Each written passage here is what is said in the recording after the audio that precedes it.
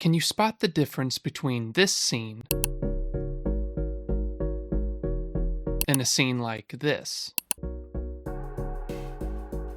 Both are establishing the entrance to a dance, but the effect of each scene is different.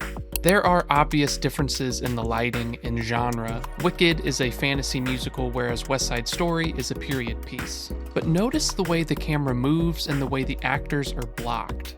The first scene is directed by John M. Chu, and his scene involves a lot more cutting.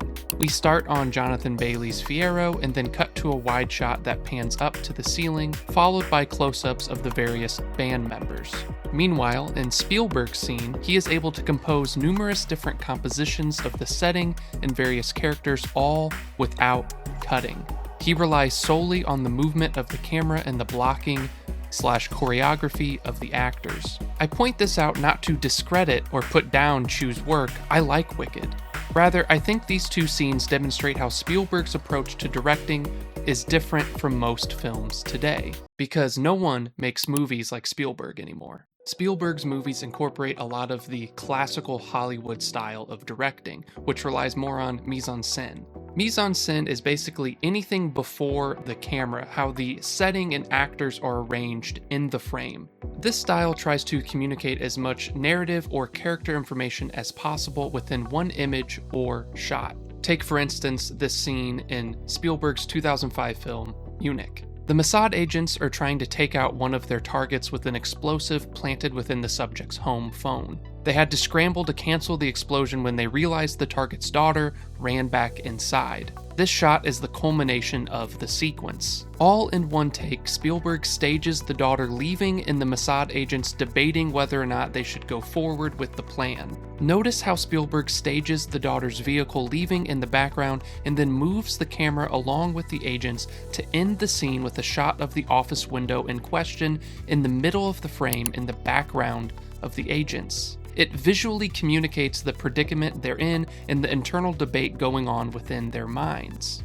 You can also see this style utilized in the directors who influenced Spielberg, like John Ford, Billy Wilder, and Alfred Hitchcock. While not dead, it's a style that's not prevalent in Hollywood anymore. But why is this? How come no one else shoots a scene like this? Is it because only Spielberg is this talented? I mean, yeah, Spielberg is in a class of his own, but there has to be another reason why no one else is even trying to do this on a consistent basis. A more likely explanation comes from a post from Joseph Kahn on an app that shall not be named. In today's filmmaking world, studios want lots of coverage.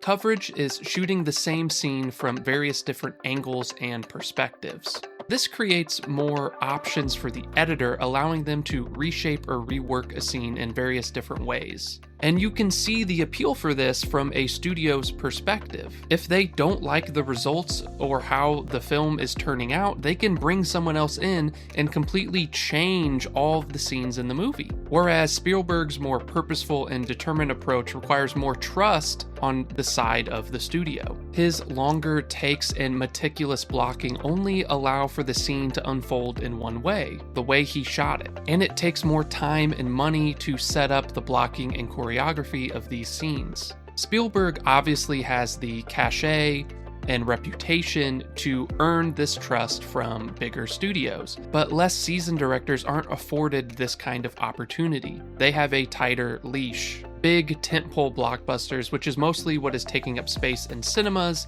have too much money invested to let a director experiment like this. And streaming movies are made quickly and cheaply for the sole purpose of producing as much new content as possible so people stay subscribed. The Hollywood landscape has no use for the classical Hollywood style filmmaking that Spielberg uses, which is a shame because Spielberg's style is the style that made so many of us fall in love with film in the first place. So while Disclosure Day may not be Spielberg's last movie, it may be one of the last times we see this style on the big screen, because they don't make them like they used to.